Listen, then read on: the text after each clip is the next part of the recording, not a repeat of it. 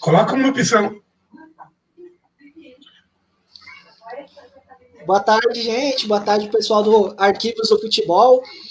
Estamos começando aqui a edição de domingo do Tá na Rede, né? Tá um pouquinho atrasada, né, do horário habitual, mas a gente está começando aqui. Esse que é o nosso compromisso de todo domingo aqui no Arquivos do Futebol. Tô aqui hoje com o meu camarada Enoque Júnior, né, o homem do História de Boleiros. Tudo bem, Enoque? Tudo jóia, Emerson? Tudo jóia, galera do Arquivos? Mais uma resenha Maravilha. aqui formidável que a gente vai ter hoje um bate-papo bacana. Hoje a gente está até já para dar uma satisfação, tá? Hoje a gente está sem um convidado. A gente tinha um convidado programado para hoje, mas por questões técnicas não foi possível realizar a live com o convidado de hoje, tá? A gente vai tentar trazer esse convidado novamente durante a semana. A gente pede desculpas até pelo horário que a gente está entrando e por não ter trazendo nenhum convidado, mas a gente também não vai deixar vocês sem a nossa resenha tradicional já dos domingos, né, dos meios de semana. E o que eu queria vocês estão vendo aqui, aqui no rodapé da tela, né, a informação aí do telefone aqui para adquirir a camiseta do Arquivos do Futebol. E eu queria, assim, de coração mesmo pedir, tá, gente?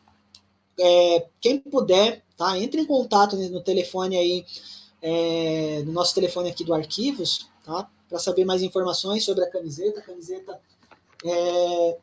Camiseta do Arquivos, tá? Camiseta bacana, tá? De uma boa qualidade a camiseta. E ela tem tem um fundamento, tá? A gente está fazendo essa campanha aí da camiseta aí para ajudar, né? Para ajudar uma causa, né? E a gente conta com a colaboração de todo mundo, né? Em prol dessa causa, né? Da camiseta. Então, entre em contato com o telefone que está passando aí embaixo aí no WhatsApp, né, o DDD 11 985469636, tá? A hora que você puder entrar em contato lá, pode entrar em contato, o telefone está disponível aí 24 horas por dia e ajudem, tá? A gente pede uma ajuda que a gente está pedindo, né? É por um bom motivo, tá, gente? Não seria um motivo banal que a gente estaria fazendo uma campanha sobre essas camisetas, né? É uma camiseta bonita, viu? Não, que a camiseta é bacana, você não acha? Pedi a minha já, cara. Pedi a minha, eu só tô aguardando chegar, cara. Já Vai pedi a chegar. minha, e como você falou, né, Emerson? É por uma causa nobre, uma causa bacana, que para ajudar algumas pessoas. E vocês sabem, quem acompanha o arquivo do futebol sabe que geralmente a gente não vende a camiseta, né? A gente sorteia a camiseta. Mas nesse momento se faz viável a gente fazer a, a venda dessa camiseta para ajudar algumas pessoas. E a gente conta muito Exatamente. com a ajuda de todos vocês. Até mesmo que são só 50 peças. Então quem chegar ali primeiro leva, cara. Exatamente. E assim, né, Enoque, a gente está num universo aqui, pessoal, nós somos o Arquivos do Futebol, somos quase 30 mil pessoas, né, envolvidas nessa. É uma verdadeira família, né, aqui entre nós, né? E acredito que se cada um puder ajudar da maneira que puder, tá? Indicando a camiseta, comprando a camiseta, enfim, é algo que vai nos ajudar, vai fortalecer não só a questão do grupo, né? Mas para a causa em que a gente está direcionando, né? Então, a gente vai ficar muito feliz, muito contente mesmo. Se vocês puderem adquirir, só entre em contato pelo WhatsApp aí desse telefone que está passando aqui na tela, né? E saibam maiores informações e adquiram a camiseta, tá? Vai valer a pena e sintam-se como prestadores de uma campanha de solidariedade e de uma ajuda bastante bacana e a pessoa que que vai receber essa ajuda aí, com certeza você vai ter a gratidão dessa pessoa aí por muitos e muitos anos, e a gente sabe que o mundo está passando por um momento muito difícil, né? Acho que não é uma exclusividade, né, a quem a gente está fazendo essa campanha, mas eu acho que é uma resposta para o mundo, né? É uma resposta para esse momento difícil que muita gente está passando e não custa, né? Se a gente puder ajudar a quem necessita, que a gente possa fazer o bem, né? Sempre, né? Enoque, Tá certo, domingão tá certo. Domingão maravilhoso aí, né? A gente hoje a gente tinha bastante assunto aqui para tratar, e a gente conversando aqui em off, a gente definiu um assunto bem interessante, né?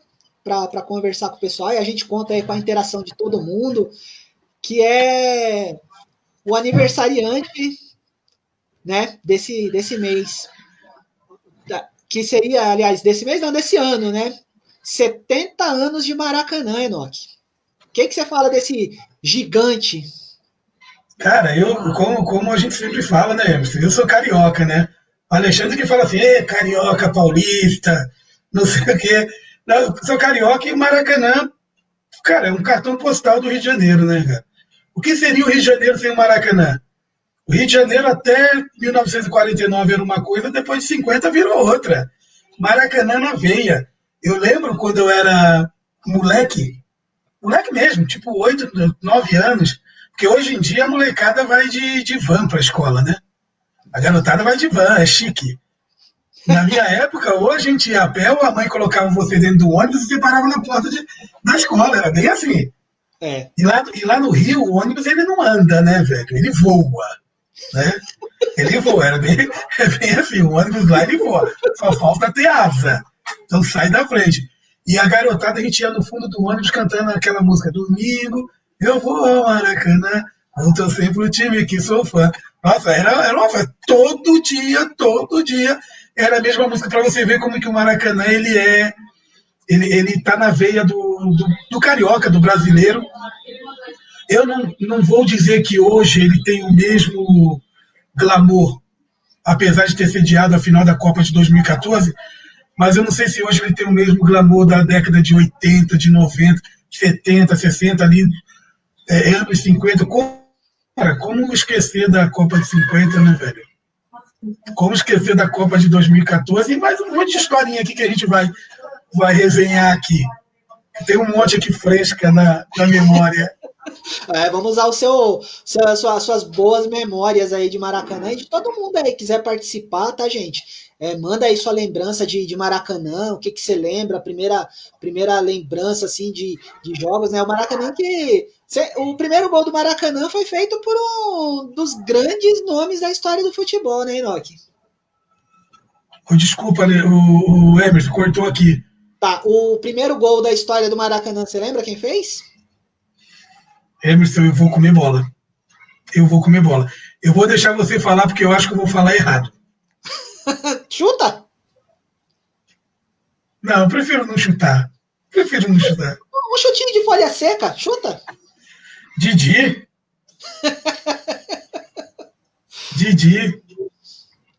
Eu falo que eu não vou chutar porque eu ia falar Jair da Rosa.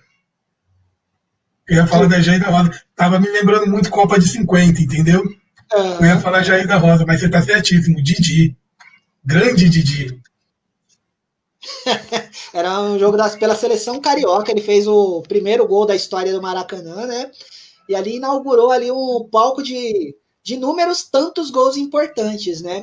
Um deles, por exemplo, o gol 1000 de Pelé, né? Lá em 69. Também. O gol 1000 de Pelé que o povo diz que não é o gol 1000, né, cara? Tem aquela treta toda. Mas quem é o Enoque e o Emerson para falar que não é? Tá registrado, E o Andrada que carrega esse karma, né, velho? De ter tomado gol 1000. Você lembrado? Andrada, um baita de um goleiro, um dos melhores goleiros de todos os tempos, e que hoje é lembrado pelo gol 1000 do Pelé. Isso, na boa, é bacana, lindo e maravilhoso, mas isso é uma injustiça com o goleiro, né, velho? Muita. Oh, meu Deus. Goleiro do pote do Andrada, né? E você viu que só de você olhar ali, mas faltou pouquíssimo para ele defender aquele pênalti, hein? Cara, certinho na bola. Eu acho que foi milímetros. Se ele tivesse a altura do Cássio, ele pegava. Sim, acho que sim. Né? Acho que Só sim. pelo tivesse um pouquinho, se ele fosse um pouquinho maior, ele pegava aquela bola. O Maracanã, como você bem disse, né, você teve essa vivência lá no Rio de Janeiro sobre esse glamour, né, esse encanto que o Maracanã traz, né, para o próprio povo carioca que está ali constantemente próximo, mas para a gente também, né, o Maracanã ele virou parte de músicas, né, igual você citou uma, né, tem o Praia e Sol, Maracanã Futebol, né, aquela Bebeto, né? Bebeto, né? Bebeto e Benjor, ou Jorge Ben, né? Os mais Jorge antigos, Ben. eram os donos do Maracanã, né, velho? Jorge Ben, Sem dúvida. Bebeto, Moraes Moreira, Moraes que Moreira, sim. fez aquela música linda pro Zico, quando o Zico foi embora. Moraes Moreira, a galera gostava do Maracanã, né?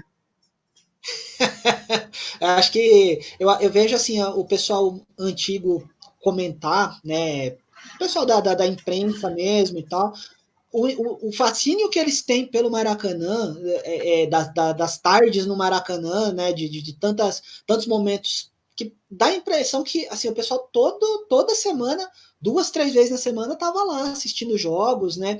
Aquela coisa de preliminares e tal, não tinha aquela coisa de tipo, se o Botafogo vai jogar hoje aqui, o Vasco não pode jogar. Era todo mundo ali envolvido e ninguém ia embora, né? O pessoal ficava para ver os jogos dos adversários, né? Teve uma época que você tinha a preliminar e o jogo principal. E às vezes a preliminar era tipo Flamengo e América, e o jogo principal Fluminense e Bangu. Sim. Ou Flamengo e Vasco no principal e Botafogo e Americano na preliminar. Não tinha. Opa! Aqui congelou. Acho que é a conexão lá do Enoch. Bom, daqui a pouco o Enoch volta aqui com a gente. Oi, Enoch. Eu acho que um pouquinho, meu.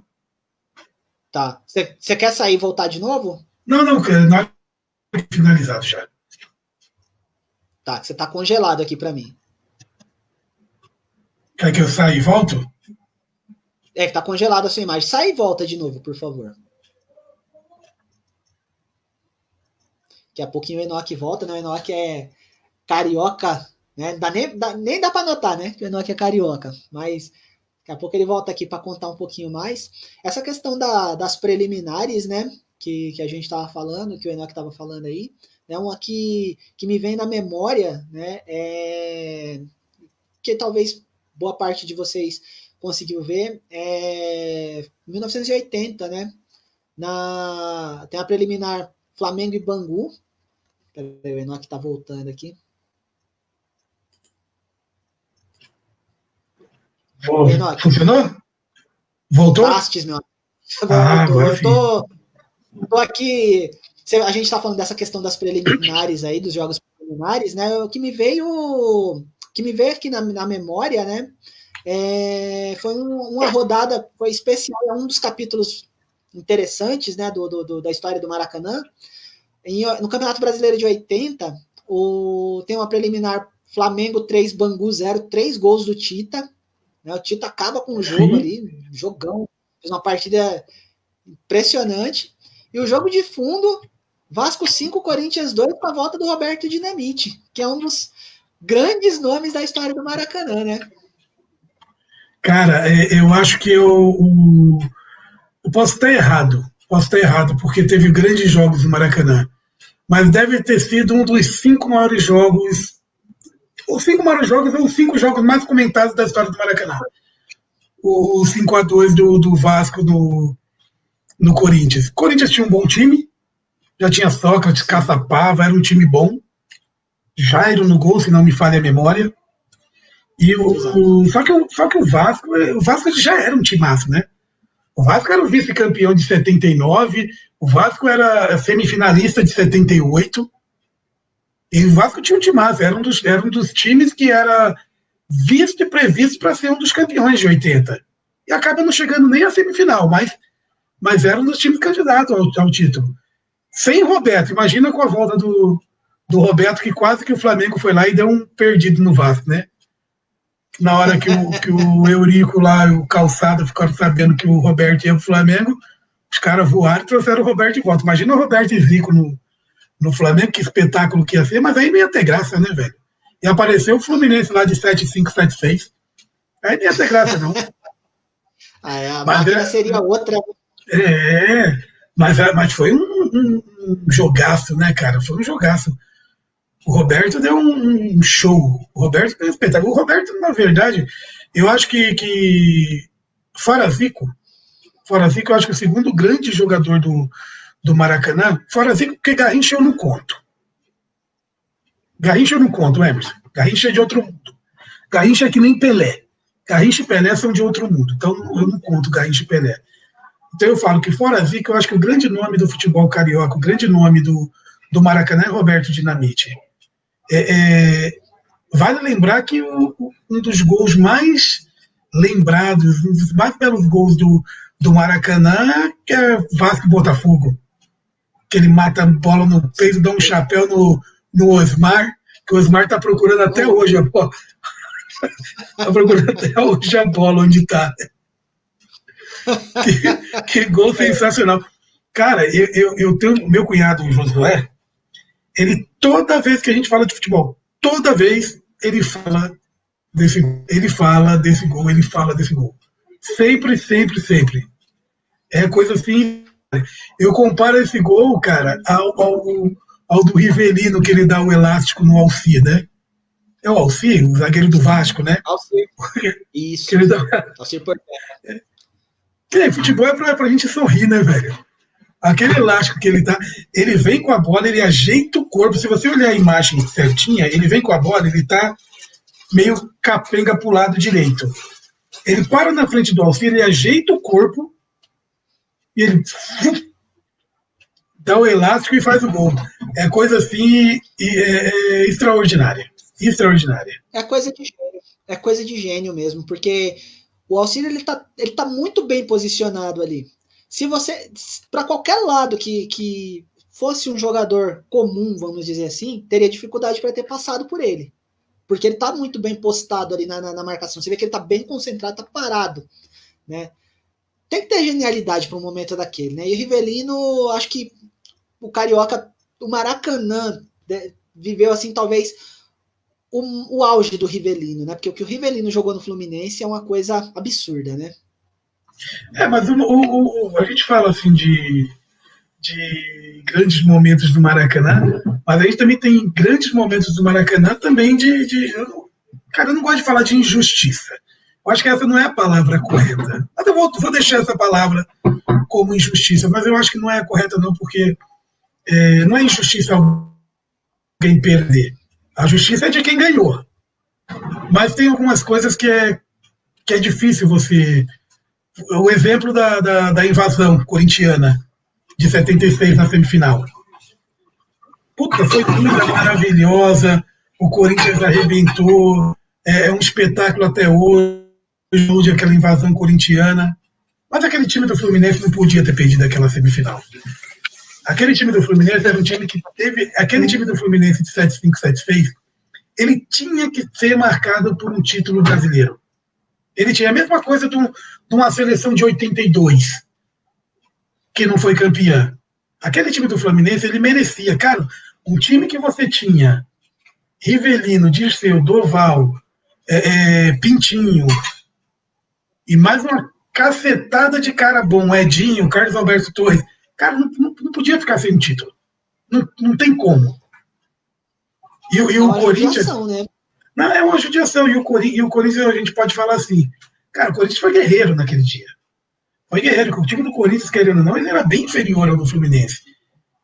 sabe, por mais que eu gosto muito do Corinthians, ele é um time inferior ao Fluminense. E eu acho que o Corinthians, ele deve ter contratado naquele dia o Pai Santana do Vasco, né, velho?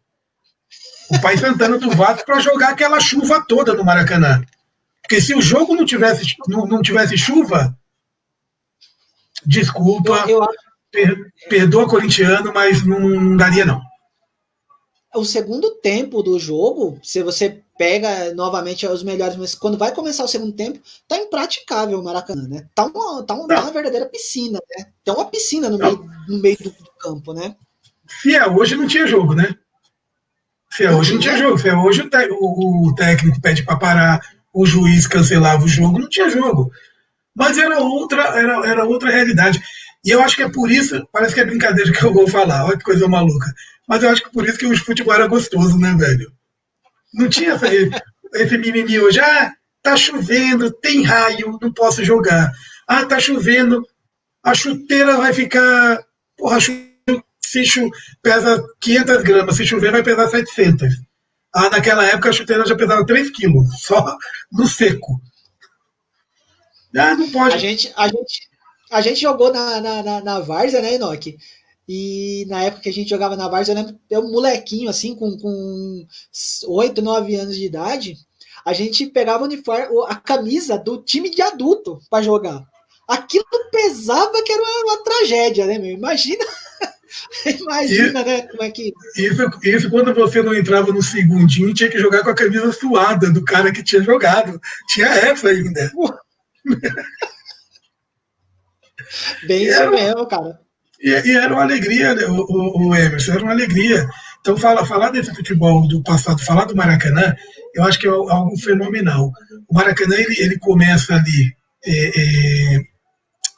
com a Copa do Mundo de 50, né? Ele começa com a Copa do Mundo de 50, ele vira um evento, um estágio monstruoso às vistas de um espetáculo da natureza, e ele já é agraciado por um dos maiores, como que eu posso falar? Por muito tempo falaram que era vexame, isso, aquilo, mas eu não entendo como vexame, não. Mas uma das maiores tragédias do futebol, né, cara? Em respeito ao Uruguai de Obidúlio Varela, Schiaffino, Didia, que era um baita de um time, mas o Brasil era muito superior. O Brasil era muito superior. Claro, a gente não estava naquela época, fica até difícil a gente falar. A gente fala de superioridade pelos tapes que a gente vê, pelos jornais que os jornais falam. Pô, o Brasil meteu 6-1 na Espanha. O Brasil meteu 6 na Grécia. Cara, o Brasil meteu 6-1 na Espanha, a torcida em pé gritando, cantando Touradas de Madrid. Coisa assim sensacional. O Brasil tinha um time que tinha Ademir de Menezes, Zizinho, Chico, Maneque e Jair da Rosa.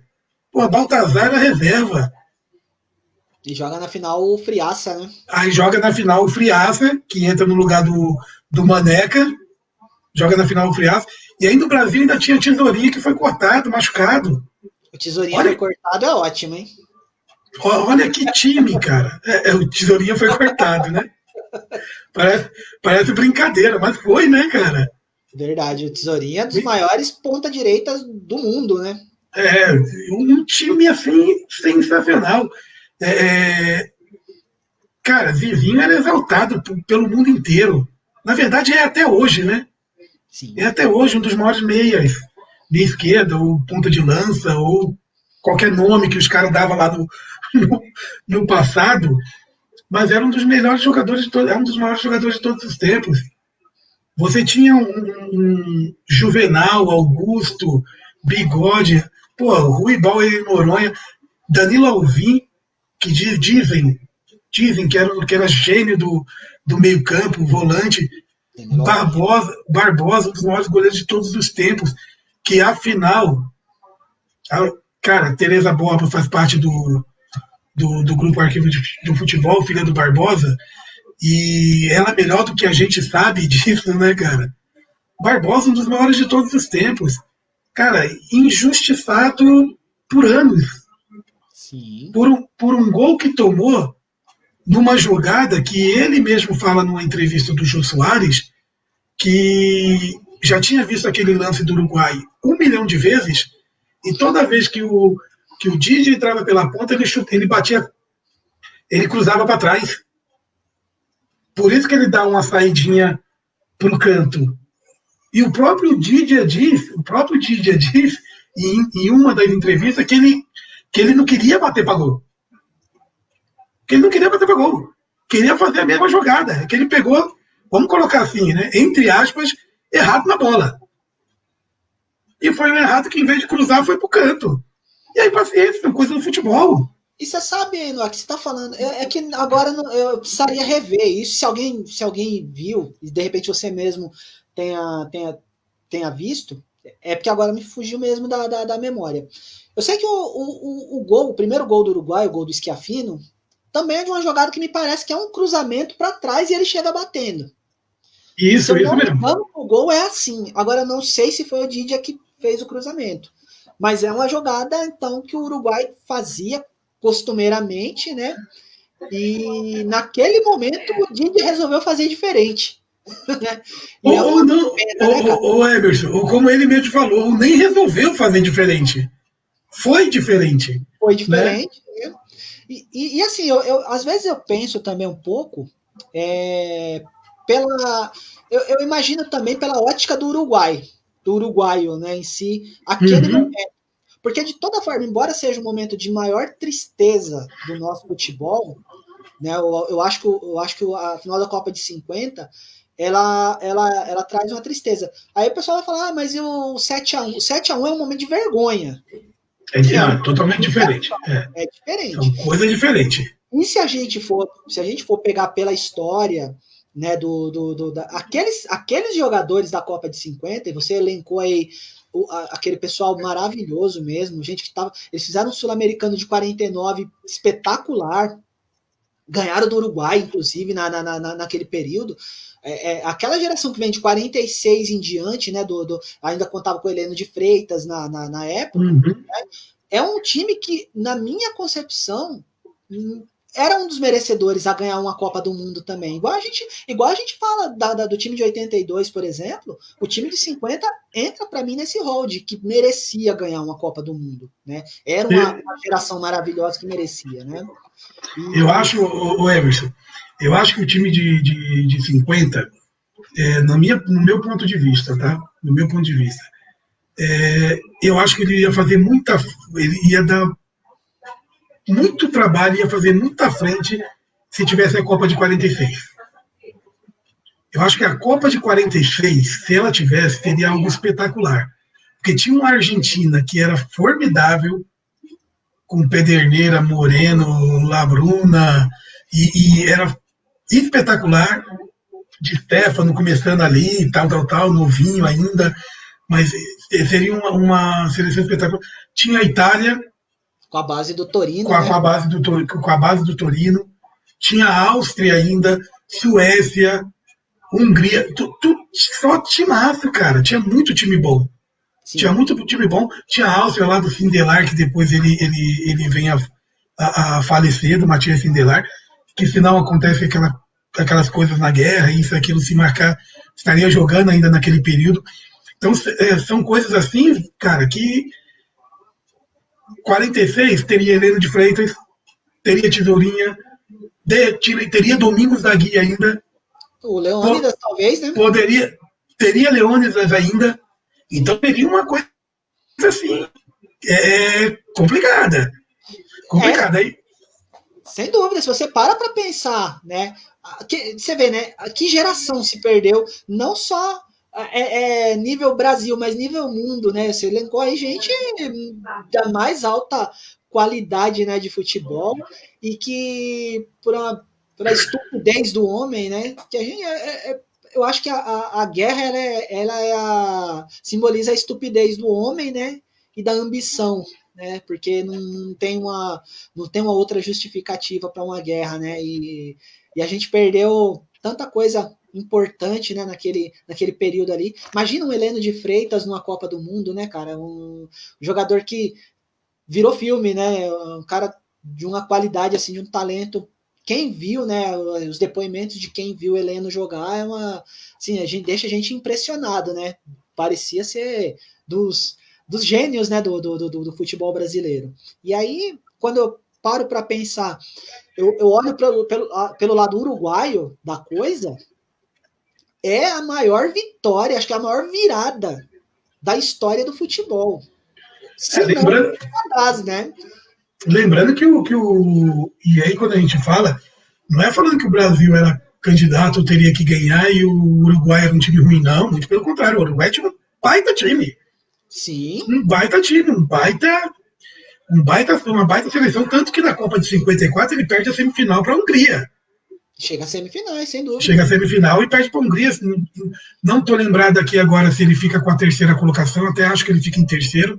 Não estou lembrado aqui, a gente pode pesquisar depois. Mas ele perde para a Hungria e sai ganhando de 2-0 o jogo. Ele sai ganhando o jogo contra a Hungria e a Hungria vira o jogo em cima dele. Em cima do lugar. Aquele time da Hungria também sabe. O Uruguai tinha um baita do time. Se você. Santa Maria, na zaga, se não me falha a memória, Santa Maria já era o zagueiro do Uruguai em 54. Jogou do Real Madrid. Isso, do Real Madrid. Cara, um baita do time, mas é aquele negócio. Quando não é para ser, não vai ser. Eu acho que esse é o primeiro grande capítulo do Maracanã e um capítulo que eu acho que a CBF, o próprio brasileiro, quem gosta de futebol, deveria enaltecer. Não olhar com tristeza nem com desenho. Hoje você olha assim, eu brinco com o pessoal, não vou falar pessoal não estou nem falando a garotada de 18, 20, não. O pessoal de 30 ali. Você fala de Zizinho, Ademir, Ipojucan, essa galera aí, muita gente não conhece, cara. Muita gente não conhece. Aí você exalta alguns nomes, as pessoas falam assim, quem foi? Cara, você tem que esse pessoal ele não pode ser esquecido.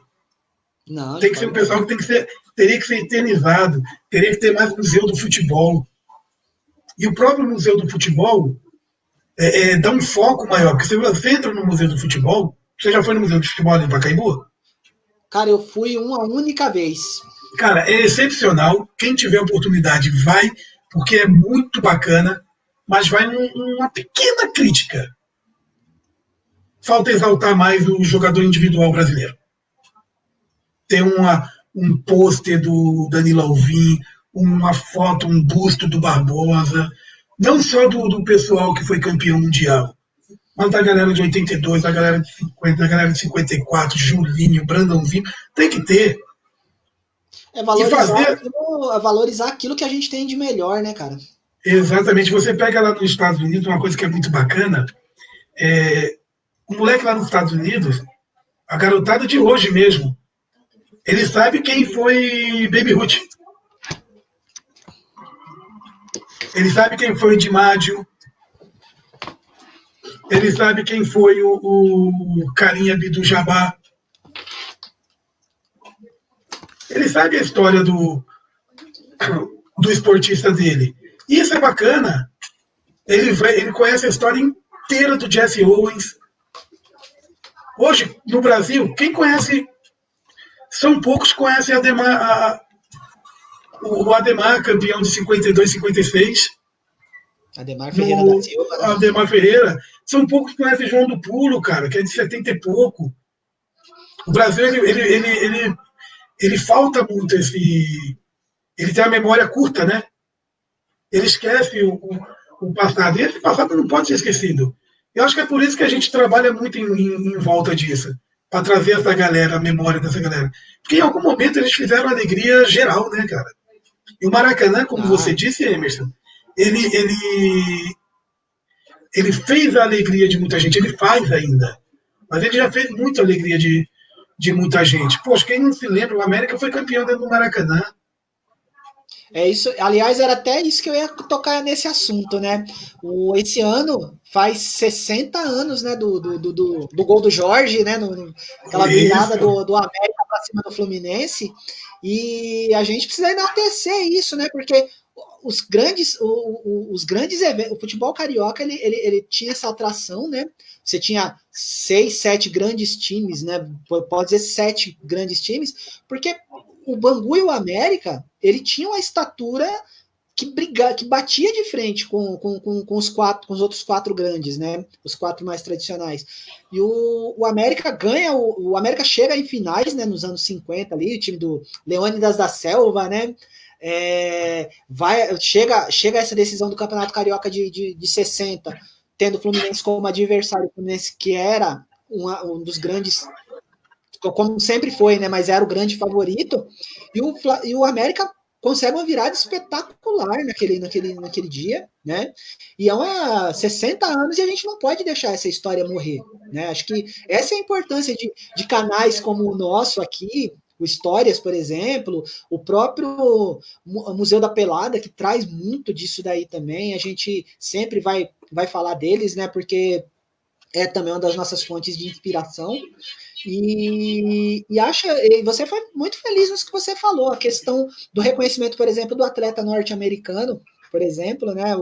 Nem todos os grandes, o pessoal que está no Hall da Fama da NBA, por exemplo, foram os campeões, mas foram aqueles que tiveram um valor assim absurdo. Então, eu jamais vou tirar o valor, por exemplo, de um Zizinho, né, que a gente estava citando agora sobre a Copa de 50, ou de um Sócrates, por exemplo, pelo fato de não ter ganho uma Copa do Mundo, e em detrimento de, por exemplo, de algum jogador que, sei lá, de repente não tenha tido uma carreira menos, tenha menos qualidade de jogo, mas que acabou ganhando uma Copa do Mundo. A gente pega, por exemplo, um dos exemplos, por exemplo, que a gente vê. Eu vou trazer de fora, não vou nem trazer aqui de dentro para a gente não mexer com os sentimentos de ninguém, porque não é a ideia. Mas, por exemplo, um dos maiores de todos os tempos, Alfredo Di Stefano, não ganhou a Copa do Mundo. Em contrapartida, o Tarantini ganhou. Exato. Outra coisa, Emerson, você está fazendo uma comparação muito, muito legal. Levando ali para o basquete americano, um exemplo. Quem é da nossa época que não conheceu Karl Malone e Pat Ewing? Charles Barkley. O Jordan não deixava ninguém ser campeão, velho. Ou era o Jordan, ou era o Bird, ou era o Magic. Não deixava ninguém ser campeão. Vai sobrar quem? Não tem pra onde correr. Aí você fez uma comparação aqui bacana. Vou dar um exemplo. Muito simples. Copa do Mundo, cara. Um time é campeão. O Rummenigge disputou 2 finais. Com a Alemanha, 8-2 e 8-6. Cara, eu não sei o que é mais frustrante. Você cair numa quarta de final, você perder 2 finais. Pô. Verdade. Perder 2 finais. Aí 90 é campeão e ele não tá no time. Né? Verdade. Aí 90 é campeão e não tá no time. Aí eu acho que a frustração aumenta mais ainda. Tipo, alguém falando assim, só foi o Rummenigge sair que a Alemanha foi campeã. Né? Poxa, é sacanagem com um jogador desse, com um jogador que nem era o Rummenigge, para quem acompanhou na época no Bayern, na época na Inter de Milão. Cara, um baita atacante. Um dos gênios ali da década de 80, do final de 70 para o começo da década de 80, campeão com o Bayern de Munique lá em 76, inclusive tirando o título do Cruzeiro, Rummenigge e Beckenbauer. Gerd Miller, sacanagem também, né? Gerd Miller, Beckenbauer, dá para jogar aqui no... Dá para jogar aqui no Audax aqui, de perto de casa aqui. Fácil. O Rush da Lão ia ficar cheio, hein? O Fernando Diniz para montar de novo aqui o Audax e colocar os 3 para jogar. Ia ser fácil ganhar alguma coisa aqui, ó. Duvido que perdi a final pro Santos. E o engraçado é assim, né, aqui, e trazendo ainda para uma comparação que a gente faz disso que você está falando, a gente está citando gente que jogou Copa do Mundo, que jogou final de Copa do Mundo, né? Bateu na trave, enfim. E um caso, por exemplo, de um Alex, por exemplo, que nem sequer chegou aí para uma Copa do Mundo, né? Então, são essas coisas assim que a gente para pensar em como é a injustiça, né? De a gente ter ter tido gente tão qualificada, né, que conseguiu, que chegou, o caso da rapaziada de 50, né, chegou aonde gente da envergadura de um Alex, por exemplo, não chegou, né, e são tratados assim de forma menor ou até mesmo esquecidos, né, e aí é onde tem a importância de canais como os nossos, né, para trazer esses caras de volta, né. O Emerson, eu acho que seria até um tema para a gente depois falar com calma. Os esquecidos.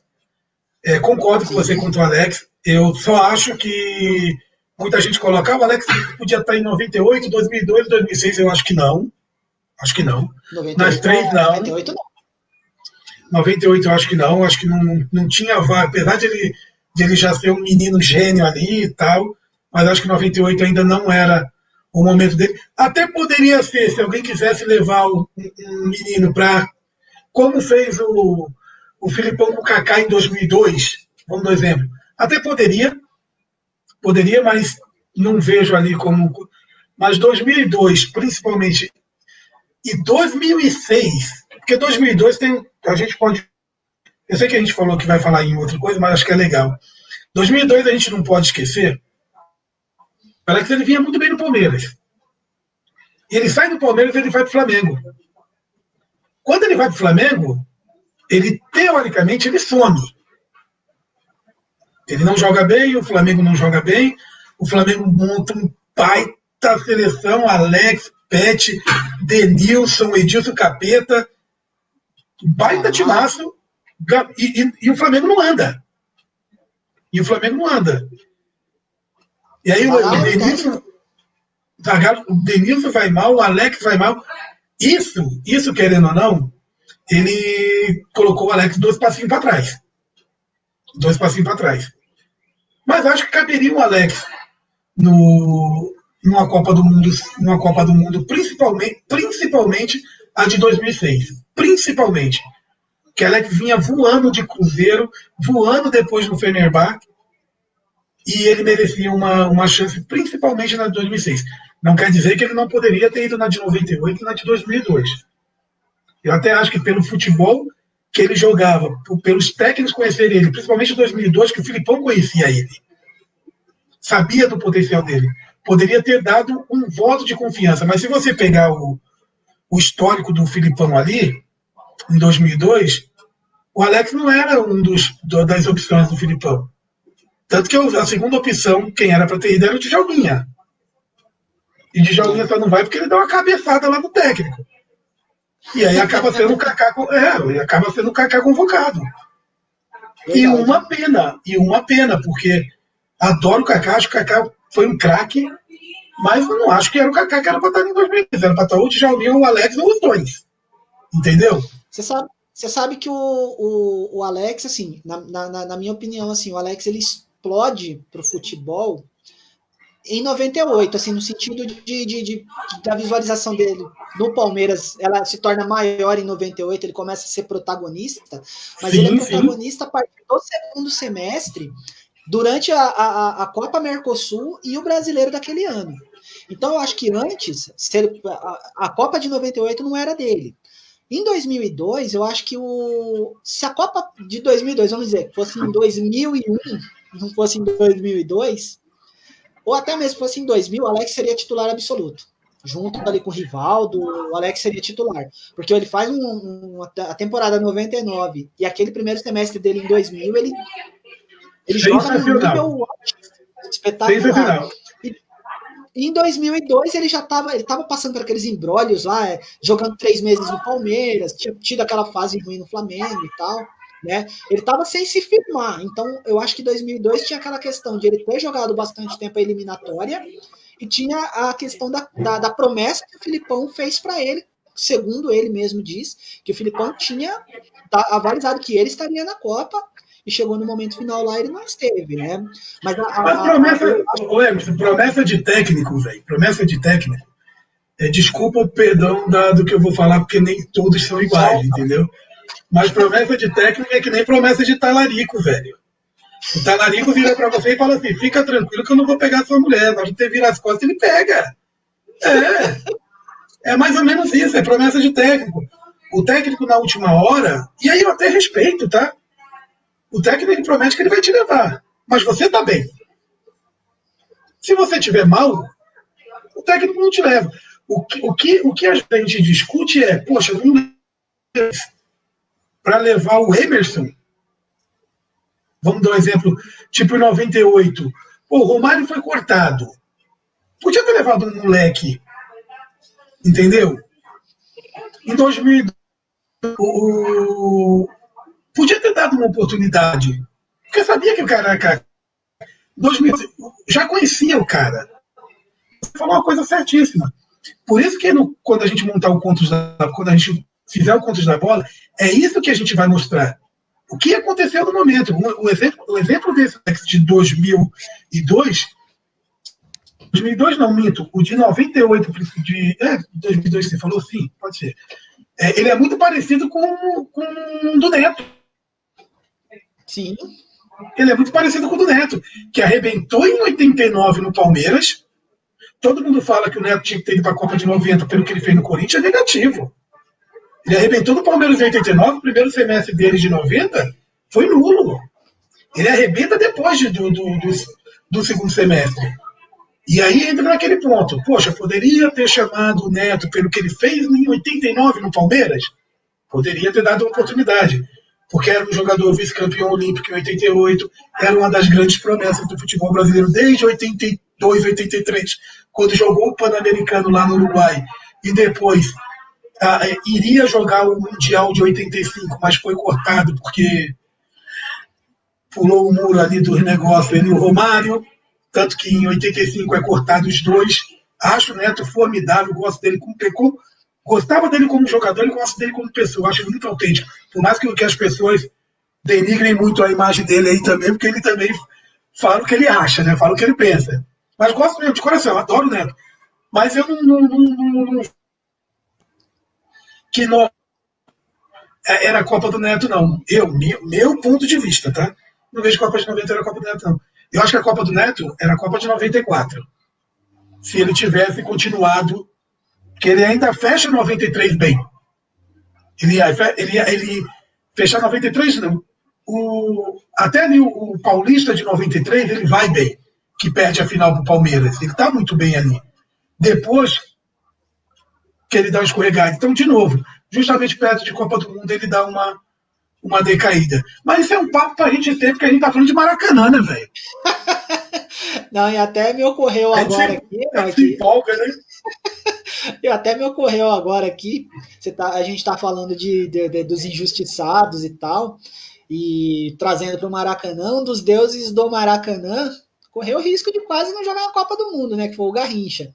Né, que quase pela vontade lá dos psicólogos da seleção brasileira lá, acho que era o Dr. Carvalhais, se eu não me engano. Eu não vou, talvez estou até falando o nome errado, acho que talvez era até outro mesmo, mas o Garrincha tinha traços preocupantes psicológicos, né, segundo os exames, né?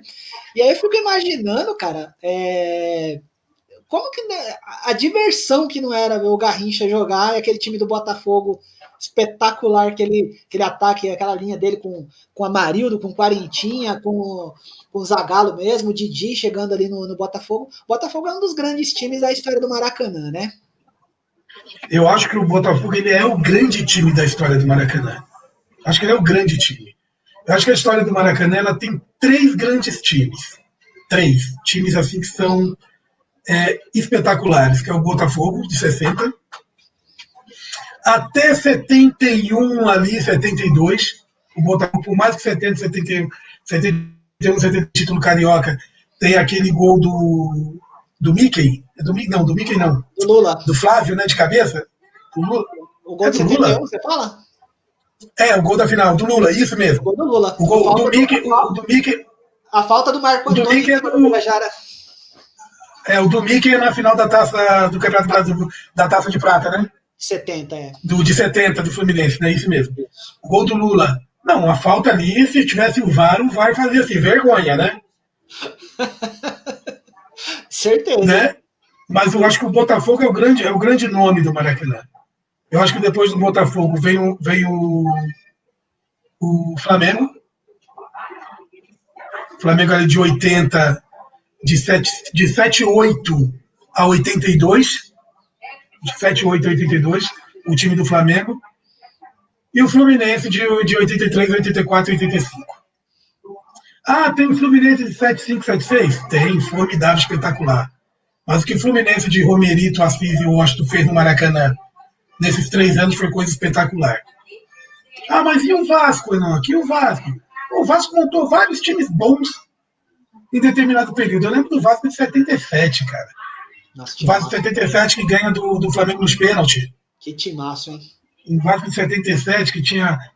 Se eu falar coisa errada aí, você vai me corrigindo. Tinha Roberto, tinha Guina, Catinha, Zanata, Zandonaide, Wilsinho. Aquele momento do nosso amigo. Nosso amigo Arquimedes. Nosso amigo Arquimedes. Mazarope, Orlando, Abel, Geraldo e Marco Antônio. Exatamente. Mário, Zanata e. Roberto. Catinha, aí podia Catinha, Wilsinho, Paulinho e Ramon, ou Zandonaide. O Dirceu, na verdade, né? Roberto no centroavante e Dirceu no meio. O Dirceu. Ah, não, o Dirceu tá em 77. Porque o Dirceu ele passa ali por Fluminense, Vasco, pega um pouco do Botafogo lá do carro do time do Camburão. Botafogo, Dirceu, Mário Sérgio, Dé, né? O timão do Botafogo também. O Maracanã ele era feito de magia, né, cara? Você pega um time do Botafogo que ficou anos sem ganhar título, que ganha lá em 89, com aquela cutucada. Olha aqui para você, só para você ver minha mão, Emerson. Aquela cutucada do Maurício no Leonardo, né? De leve. Você vê aquela cutucadinha de leve, que se tem o VAR também, aquele gol seria anulado, né? Mas o Botafogo jogou muito melhor que o Flamengo naquele dia. Cara, mas você tem um Botafogo que ele ali na década de 80, ele fez bons times. Cara, Mendonça... Exatamente, Mendonça jogava demais. Mendonça eu acho que foi um dos meias direita mais injustiçado da história em termos de título. Mendonça jogava demais no Botafogo. Como jogou muito no Palmeiras, jogou muito na Portuguesa, no Santos, mas no Botafogo em si, ele era tratado como ídolo. E ele era o ídolo do... O Mendonça, eu tenho ele assim como a materialização do sonho de torcedor, né? O Mendonça é o torcedor que desce do campo, desce da arquibancada, pega a camisa 8 do time de coração e vou jogar e vou empurrar esse time. E o Mendonça foi isso, cara. O Mendonça era um jogador espetacular, né? E o que entristece, e aí volta no que a gente estava falando anteriormente. O Mendonça era um cara digno de Hall da Fama, fosse onde fosse, mesmo não tendo título. Exatamente. E aí você falou do América lá atrás, lembrando do América dos anos 80, lembrando do América do Renato, de 86, do Luizinho. A gente não pode esquecer do Bangu, né, cara? Incrível. O Bangu de 66 atropelando o Flamengo. O Bangu de 66 é um dos grandes times da história do Maracanã, sem dúvida, né? Vem de 64 até 67, jogo chegando nas finais, né? O Birajara no gol, até brinquei um dia numa entrevista que a gente fez com o Gilmar, com o Leir Gilmar, quem era o melhor goleiro do Bangu de todos os tempos, se era ele ou o Birajara. E ele, modestamente, ele foi muito claro, ele falou, cara, eu sou um ídolo do Bangu, mas não tinha título, né? Não tinha título, e o Birajara era fenomenal, né, cara? O Birajara, aí você pega ali um time do Bangu que tinha Zózimo, um time do Bangu que revelou a Ademir da Guia, um time do Bangu lá campeão de 66, com Paulo Borges, Aladim, Cabralzinho. Cara, aí você pega o Bangu do começo ali dos anos 80, que timaço, velho. Artuzinho, Mário, Marinho que faleceu. Que faleceu recentemente. Marinho, uma das injustiças do Maracanã vai eu de novo. Aí a torcida do Coxa vai querer me matar. O Bangu não podia perder aquele título de 86, de 85. Mas você sabe, Enoque, a minha grande dúvida, eu até queria, assim, a gente falou com o Gilmar naquele dia, mas eu queria conversar com outros jogadores envolvidos naquele ano do Bangu, aquele ano santo do Bangu de 85. Eu acho que, assim, é doloroso você ver a forma que o Bangu perdeu a final pro Coritiba em 85. Principalmente aquele momento do Ado, até hoje, para mim, eu vejo, eu fico com o olho cheio de lágrimas, juro para você. Eu me comovo pelo do Ado, né? Mas eu acho que a grande injustiça do Bangu foi a perda do título carioca. Porque ali o Bangu jogava pelo empate e.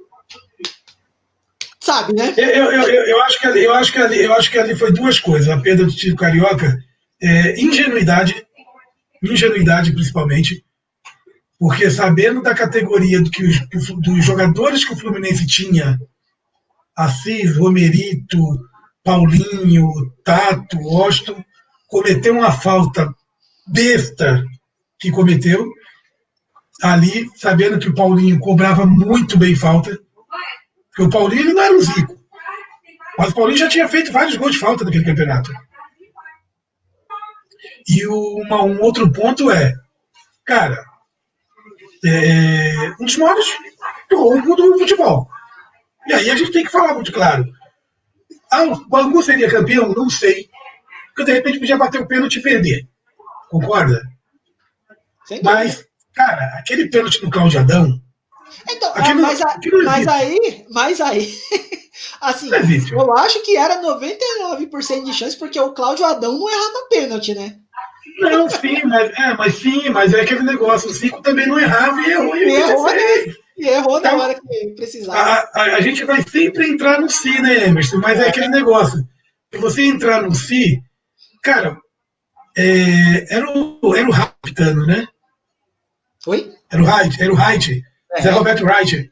Zé Roberto Wright. Mesmo se tivesse VAR, o Wright não ia chamar o VAR. Ele alega que ele acabou o jogo antes, né? Não, ele não acaba o jogo antes, que o jogo continua.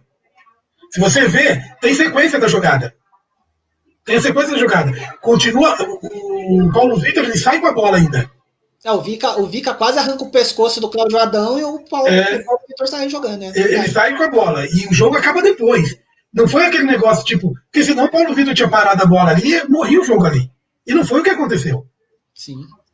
Entendeu? E o pior, ele não deu nem falta. Não deu nada. Não foi que ele não deu pênalti que ele viu fora da área. Ele não deu falta. Então, são alguns jogos que são marcantes. Esse Fluminense Bangu, como um jogo que eu acho. Só falando um pouquinho de novo do Bangu, se não me falha a memória, 83. Se não me falha a memória, 83, Bangu 6, Flamengo 2. Que o Arthurzinho, acho que faz 3 ou 4 gols, come a bola, um negócio assim espetacular. 83. Tanto que tem uma matéria que fala que o Flamengo viu um disco voador e não era um disco voador, era o time do Bangu chegando em campo, que foi uma coisa assim de outro mundo. Mas a entrevista que teve foi com o próprio Gilmar, ele fala que o Castor de Andrade, que o Castor era um cara fenomenal, né? O patrão dos Flamengo. Era que você ganha que eu te dou X. Na hora que você saía, o X já estava na mesa. Então não tinha. Eu vou tomar uma cerveja, filho. Você chegando amanhã e jogando, porque não tinha concentração. Era o democracia banguense, não era democracia corintiana.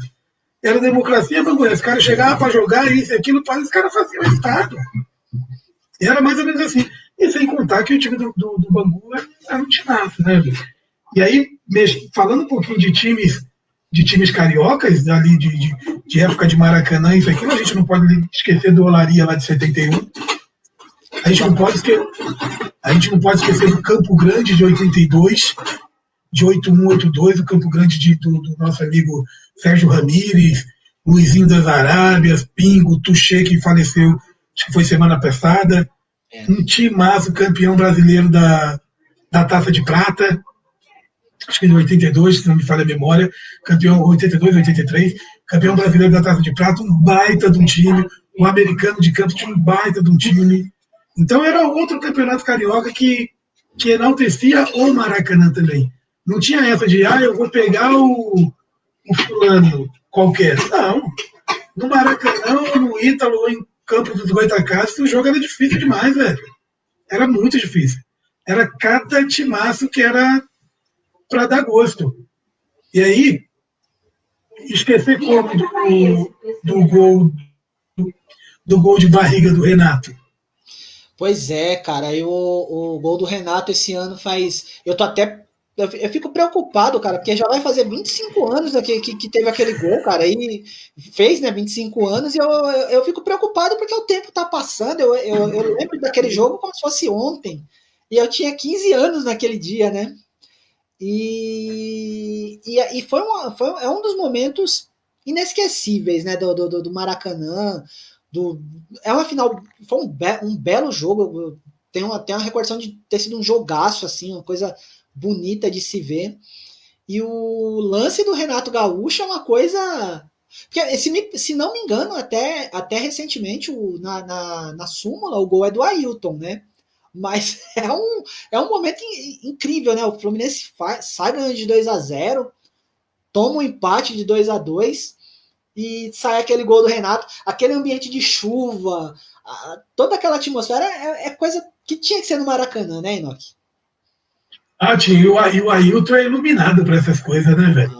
Você lembra lá o gol contra a Portuguesa lá? O Ailton é iluminado para essas coisas. E o Renato, né, velho? O Renato lá em 96 ele já era veterano, né? Já. Você olha o Renato hoje, isso faz 25 anos. Você olha o Renato hoje, o Renato tá com o cara mais nova que a minha. Mas os cabelos? Não é, velho. Mas não envelhece, não. Como é botox. Sei lá, dorme no formol, né, meu? Cara, já tá novão, velho. Tá novão. Então o Maracanã é coisa espetacular, né, velho? Como você esquecer daquele gol do Petkovic, de falta no Elton? Não tem como. Maracanã, assim, é coisa extraordinária. Vou relembrar algumas coisas bem rápidas, até mesmo porque a nossa live já tá quase no fim. O gol do Rodrigo Mendes com baixo de falta. O gol do Petkovic, assim, coisa fenomenal. A vitória do Flamengo contra o Grêmio na final de 2009, com o gol do Ronaldo Angeli. Vasco e Flamengo de 82, gol do Marquinho.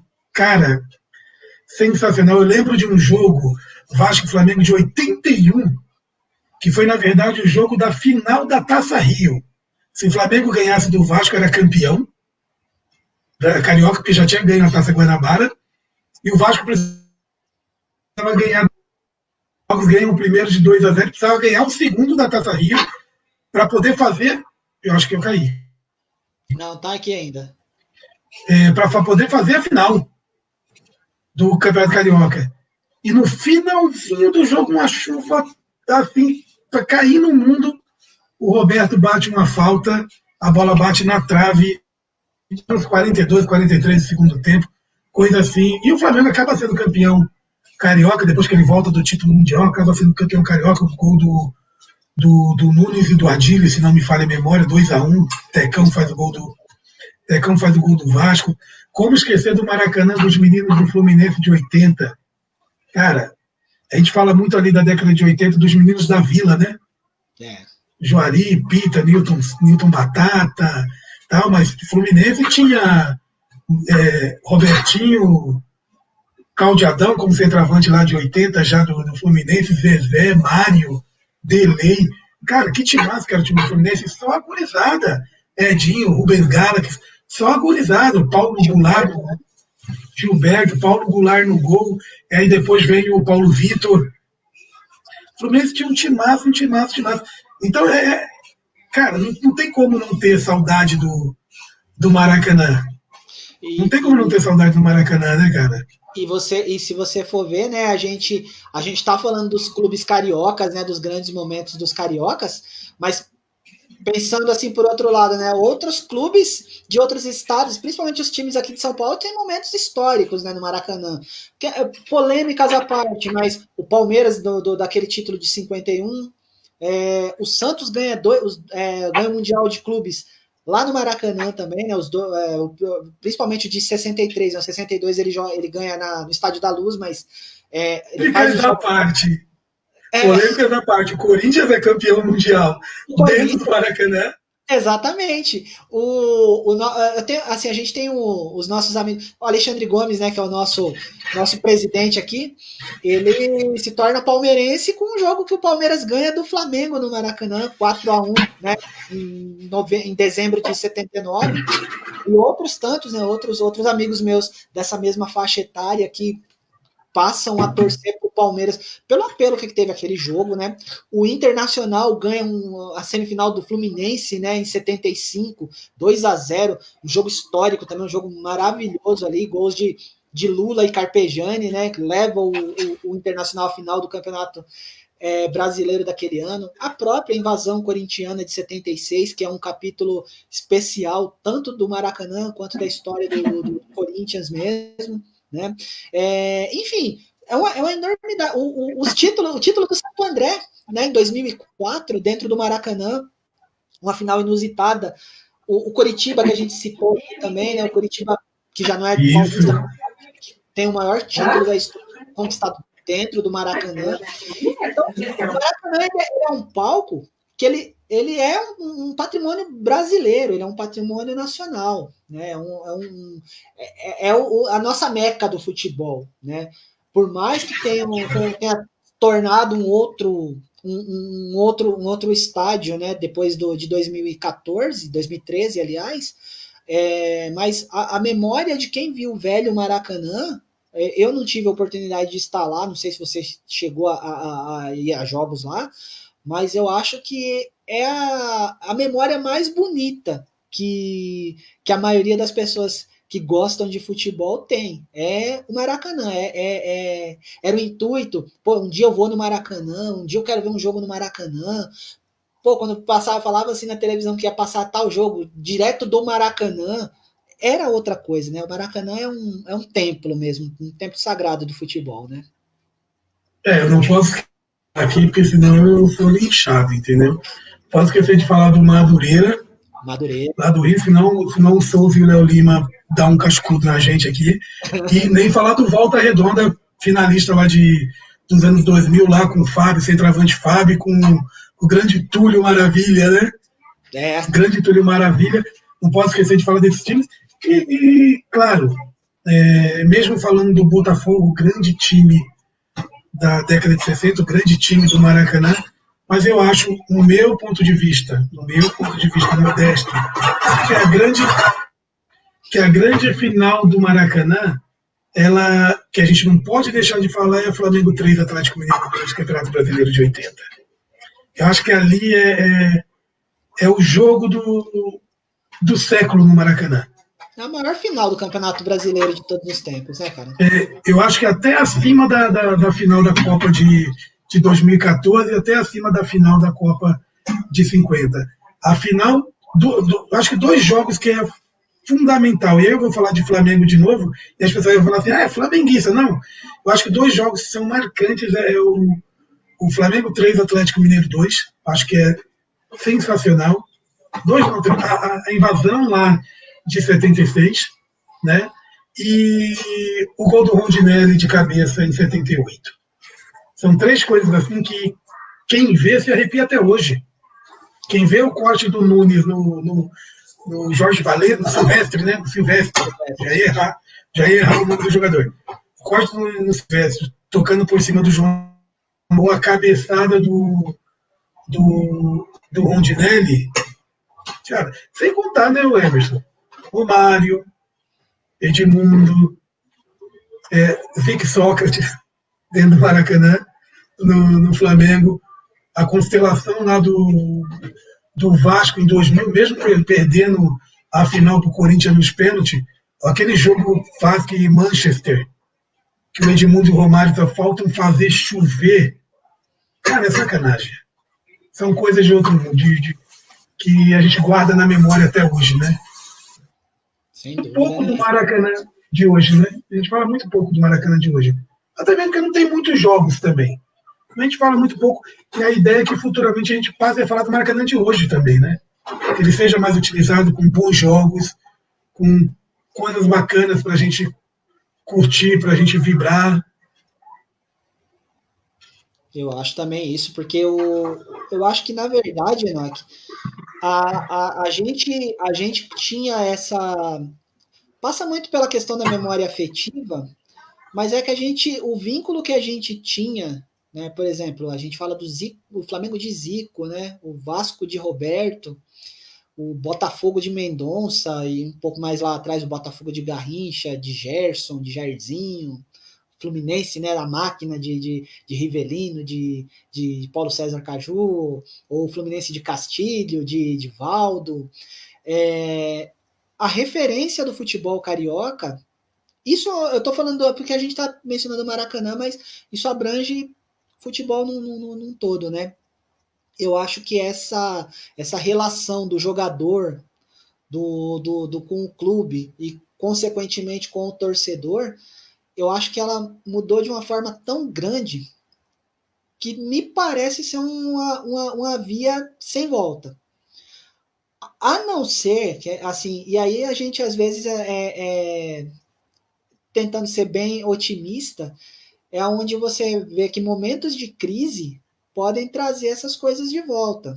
Porque esse momento difícil que o mundo está passando, ele vai mudar essa condição também de salários Com enormes, certeza. Com vai certeza. mudar muito essa relação, né? Quem sabe não seja um momento dessa nova etapa que o mundo vai passar, que a gente volte a ter situações como essa, né? De um garoto de 12, 13 anos ir ao Maracanã, passar a tarde toda no Maracanã vendo 2, 3 jogos. É uma utopia, talvez, mas por que não pensar nisso? Né? Num mundo que precisa ser mudado, está mudando de uma forma tão brusca, tão dolorosa como a gente está passando, mas quem sabe, né? Não seja um momento também de a gente rever algumas coisas e trazer o que tinha de ótimo em tempos passados, né? A gente poder reviver agora, né? E trazer novamente, a gente ter a identidade, né? Dos clubes, dos jogadores conosco, torcedores comuns, né? Uma coisa que parece até sacanagem que eu vou falar, mas o muito legal, vou falar um muito legal, mas muito legal, levando o contexto do negócio, entendeu? Uma coisa muito legal que aconteceu nessa pandemia, apesar dessa pandemia não ser legal para ninguém, para a gente que gosta de futebol do passado, foi o volume de jogos antigos que passaram nas TVs. Eles trouxeram à tona muitos jogos, né? Copa de 70, jogos dos anos 70, 80, 90, isso foi muito bacana. Muito bacana. Até acho que eles poderiam ter puxado um pouquinho mais, ter mostrado, vamos dar exemplo, um Flamengo do Dida, um Botafogo do Gerson, um Fluminense do Valdo, né? E assim por diante, um Vasco lá do Tostão mesmo, que chegou a jogar no Vasco em um determinado período, um Vasco do Brito, ó, desculpa, do Brito mesmo, do Brito, do Bellini, podia ter trazido mais esses jogos também. Mas ajudou bastante, fez muita gente olhar e falar assim, poxa, o futebol não era tão lento assim, não. Porque todo mundo fala, o futebol é lento, era lento. Não, o futebol não era lento. O problema é que tem uma diferença. A bola corria, né, nego? Quem corria era a bola. O, o problema, a diferença também é os estádios. Como que era o campo? Como que era o gramado? Dava para correr que nem corre hoje? Impossível, cara. E tem Impossível. só acrescentando, tem um detalhe assim de uma entrevista que não sei se você viu, o De Aranha falando lá no museu do Museu da Pelada sobre as dimensões do campo, né? Porque nos tempos de hoje em que a gente tem atletas, né? Atletas na pura acepção da palavra, gente preparada, gente que trabalha fisicamente para ser forte, né? Jogam com campos mais reduzidos e no tempo deles em que eles eram jogadores de futebol, né? Com um Maracanã com 120 por 80, por exemplo, né? Eu estou falando grosseiramente, mas tem toda a razão, né? Enorme, o campo era enorme, e se você olhar, se você pegar Maracanã, Morumbi, Pacaembu, pega os jogos dos anos, da década de 70, 80, pode pegar qualquer um canto desse, que era intitulado como Campo Grande, como Campos Grandes, Mineirão, era um buraco, cara. Um jogo especial ou diferente, como foi lá o jogo de 81 da Libertadores, jogava nesse, levava lá para Serra Dourada, que tinha que era o estádio no Brasil na época, que tinha o melhor gramado. Todo colorido, todo esbunhanhado lá, esquisito, mas era o melhor gramado que tinha. O restante, a Maracanã, era uma buraqueira só. Infelizmente, né? Infelizmente, mas era, é verdade. Então, dificilmente dava para ter a correria que se tem hoje com aqueles gramados que tinha. E mesmo assim, quando a seleção brasileira chegava lá para jogar no gramadinho melhorzinho, vocês viam o que dava, né? Verdade. Né? Realidade. Enfim, a gente vai encerrar a live, tá? Eu espero que vocês tenham gostado aí desse bate-papo aí sobre as histórias do Maracanã, e as histórias do Maracanã puxam outras histórias, é inevitável, né? De como esse templo do futebol persiste, né? E criou grandes histórias, né? Grandes personagens do futebol. A gente até não falou de todas, né? Tem tantas e tantas outras histórias que a gente quer contar e a gente vai contar futuramente, né, Enoque? Aqui mesmo no Arquivos, enfim. Se for falar de tudo, a gente vai ficar 4 horas aqui, eu sou mandado embora de casa, velho. Verdade, eu também daqui a E pouco. a esposa tá aqui balançando a cabeça, assim, ó. Isso mesmo. Daqui a pouco a porta abre ali de novo. Mas é isso, cara. E, enfim, gente, só reforçando, tá? Novamente, tá? Não esqueçam, camiseta do Arquivos do Futebol. Deixa eu pegar a minha aqui. Aí, ó. Enoque, a sua deve estar para chegar logo, logo. Tá? Pessoal, o telefone tá aqui embaixo, tá? Qualquer dúvida, entre em contato aí, telefone no WhatsApp aí, ó, o DDD 11 98546 9636, tá? Esse telefone ele tá lá disponível também na nossa página, tanto na página quanto no grupo Arquivos do Futebol, tem lá disponível. Qualquer dúvida, entre em contato com a gente aí a respeito da camisa, sobre valores e tal. E reforçando, a causa é nobre e a causa é justa, tá? Ajudem aí, é uma causa que a gente briga em prol mesmo e pode ter certeza de que você comprando a camiseta, você vai estar ajudando a pessoas a sorrirem, a reconstruírem a vida, a recomeçar a vida. Não é isso, Enoque? Isso mesmo. E aproveitem, né, gente, que são só 50 unidades.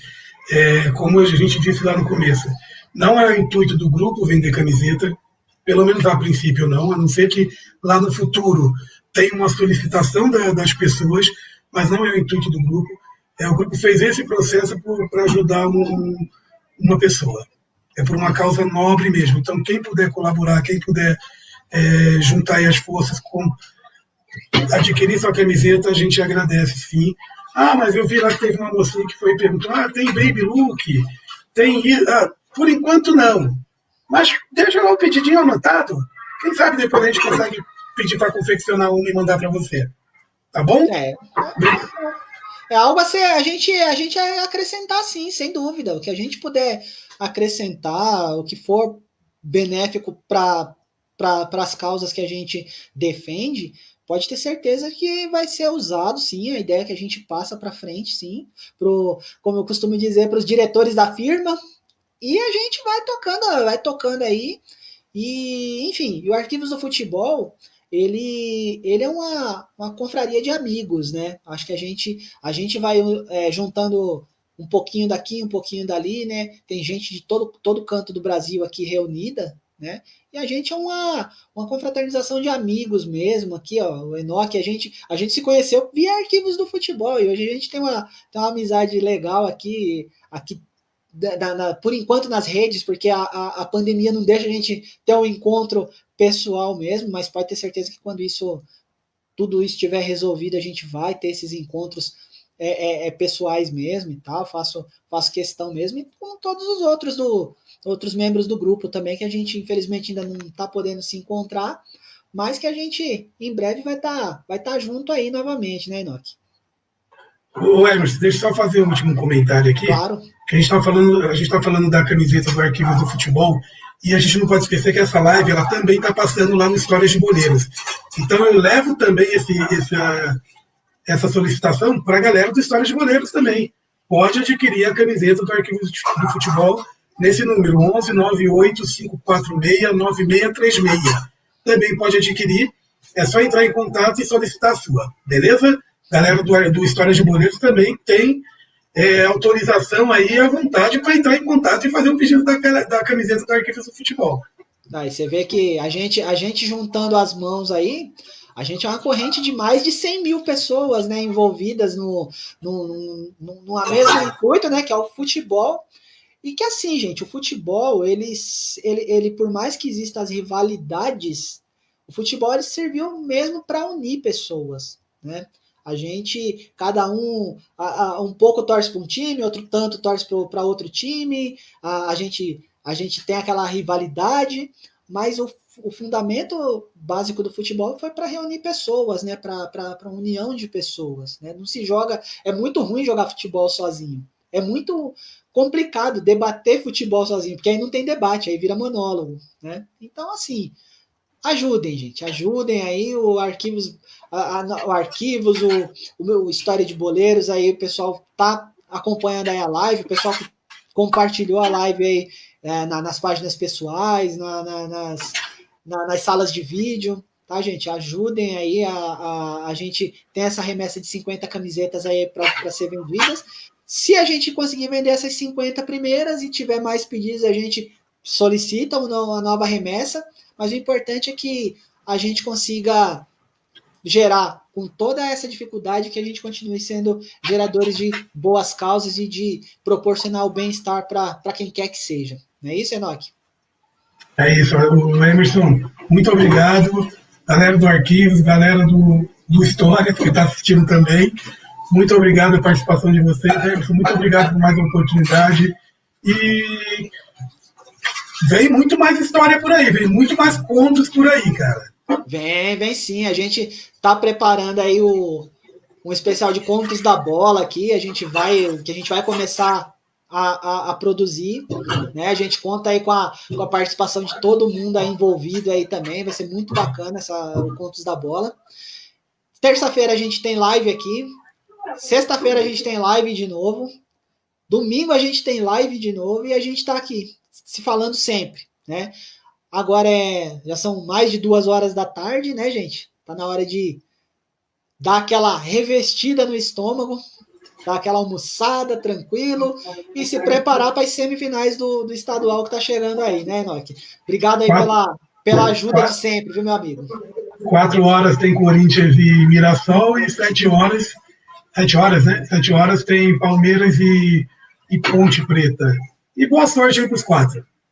Tá certo, que vença o melhor, né? No demais, gente, muito obrigado aí pela audiência, tá? Fiquem com Deus. Deus dê uma semana maravilhosa aí para todo mundo. E vamos em frente. Vai passar, tá bom? Abraço para todos. Fiquem com Deus.